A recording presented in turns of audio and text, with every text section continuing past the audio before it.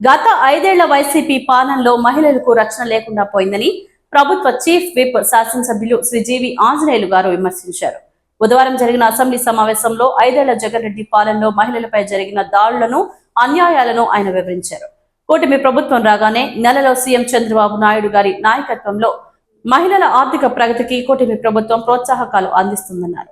2014 నుండి 2019లో బాబు గారు మహిళలకు పసుపు కుంకుమ కింద 18,000 కోట్లు అందజేసి అందుకుంటే జగన్ పాలనలో కల్తీ మద్యం ద్వారా 30,000 మంది మహిళలు తాలిపొట్టు తెంచిన దుర్మార్గుడని అన్నారు. చంద్రబాబు నాయుడు గారు మొదటి నుండి కూడా మహిళా పక్షపాతం. ఈ దేశం ఆర్థిక ప్రగతి సాధించాలంటే, ఈ రాష్ట్రం అన్ని రంగాల్లో ముందుండాలంటే, మహిళల్ని అన్ని రంగాల్లో ప్రోత్సహించాలని చంద్రబాబు గారు 25 సంవత్సరాల క్రితమే డ్వాక్రా గ్రూపులు పెట్టి డ్వాక్రా మహిళలకు కొండంత అండగా ఉండి ప్రపంచంలోనే ఒక ఆదర్శంగా చేశారు అధ్యక్ష ఆనాడు చంద్రబాబు నాయుడు గారు. ఏం జరుగుతుందో తమకు తెలిసిందే. వైసీపీ పాలన వచ్చిన తర్వాత గత 5 సంవత్సరాల్లో దీనికి భిన్నంగా ఉంది అధ్యక్ష. మహాత్మా గాంధీ గారు ఒకప్పుడు అర్ధరాత్రి మహిళ ఎప్పుడైతే బజార్లో ఒక్కతే ధైర్యంగా ముందుకెళ్తుందో అప్పుడే భారతదేశానికి నిజమైన స్వతంత్రం వస్తుందని చెప్తే 5 ఏళ్ల జగన్ పాలనలో పట్టపగలు రోడ్డు మీదకి మహిళలు రావాలంటే భయపడే పరిస్థితి తీసుకొచ్చాడు అధ్యక్ష. ఎన్ని బాధలు! గత 5 ఏళ్లలో 250 మంది ఎస్సీ మహిళల్ని హత్యకు గురయ్యారు అధ్యక్ష. ఎస్టీ ఆడబిడ్డలు 2027 మంది హత్యకు గురయ్యారు అధ్యక్ష. అట్లాగే వైసీపీ పాలనలో ఒక్క మహిళలపైనే 2,04,414 నేరాలు జరిగినాయి అధ్యక్ష.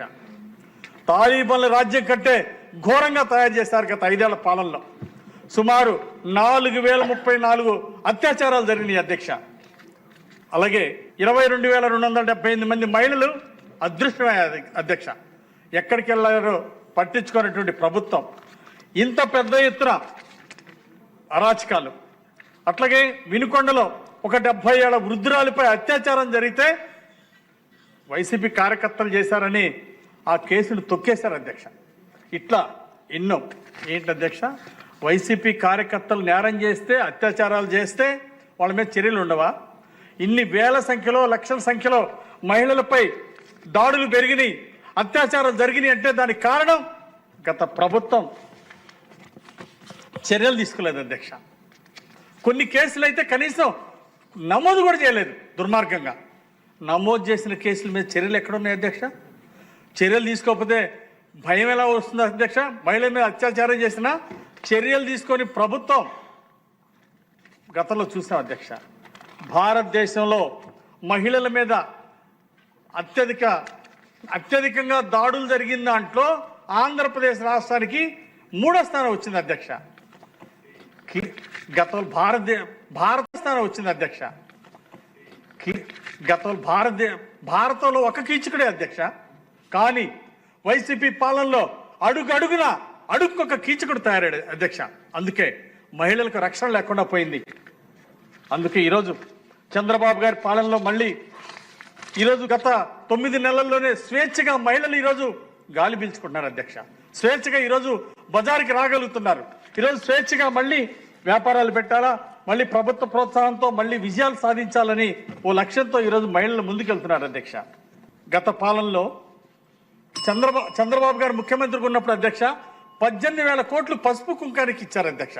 కానీ జగన్ పాలనలో కల్తీ మద్యం ఇచ్చి 30,000 మంది పైగా తాలిబొట్లు తెంపి ఆ మహిళలకి అన్యాయం చేశాడు అధ్యక్ష గత పాలనలో. అధ్యక్ష, కేంద్ర ప్రభుత్వం 112 కోట్లు మహిళా భద్రత కోసం, మహిళా నేరాల నియంత్రణ కోసం నిధులు ఇస్తే ఆ నిధులు కూడా ఖర్చు పెట్టడం చేత కానీ దద్దమ్మ ప్రభుత్వం అధ్యక్ష. గత ప్రభుత్వం కేవలం 38 కోట్లు మాత్రమే ఖర్చు పెట్టారు అధ్యక్ష. అంటే మహిళలకి రక్షణ కల్పించడంలో కూడా ఏమాత్రం చిత్తశుద్ధి లేనిటువంటి ప్రభుత్వం చూసాం అధ్యక్ష. అలాగే గంజాయి, డ్రగ్స్ ఇట్లాంటి వాటికి నిలయంగా మారిపోయినాయి అధ్యక్ష గత పాలకులు. ఈరోజు 9 నెలల్లోనే గంజాయి అమ్మాలంటే గుండెల్లో రైలు పరిగెడుతున్నాయి అధ్యక్ష. ఈరోజు నేరాలని బాగా అదుపులో తీసుకొచ్చి కంట్రోల్ పెట్టడం జరిగింది అధ్యక్ష.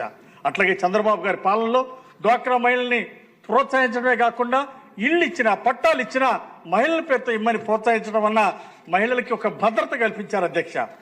అలాగే మహిళా ఎంటర్ప్రైనర్స్ని ప్రోత్సహిస్తున్నారు అధ్యక్ష. చదువుకున్న వాళ్ళు వ్యాపార రంగంలో కూడా ముందుండాలని, మంచి ఎంటర్ప్రైనర్స్గా తీర్చిదిద్దాలని వాళ్ళ యొక్క ఆకాంక్ష అధ్యక్ష. తప్పనిసరిగా చంద్రబాబు గారి ఆకాంక్షలు నెరవేరుతాయి అధ్యక్ష. మహిళలు అత్యుత్తమంగా తీర్చిదిద్దబడుతుంది, మహిళలకి గొప్ప గౌరవం లభిస్తుంది. మహిళలు ఒంటి మీద చెయ్యి వేయాలంటేనే భయపడే పరిస్థితులు వచ్చినాయి అధ్యక్ష. అట్లాగే ఒక చిన్న రిక్వెస్ట్ అధ్యక్ష, ఇప్పటికీ కూడా అక్కడక్కడ బాల్య వివాహాలు జరుగుతున్నాయి అధ్యక్ష. అలాంటి వాటిని కంట్రోల్ చేయడానికి ప్రభుత్వం ఇంకా పకడ్బందీగా చర్యలు తీసుకోవాలని చెప్పేసి నేను కోరుతున్నాను అధ్యక్ష.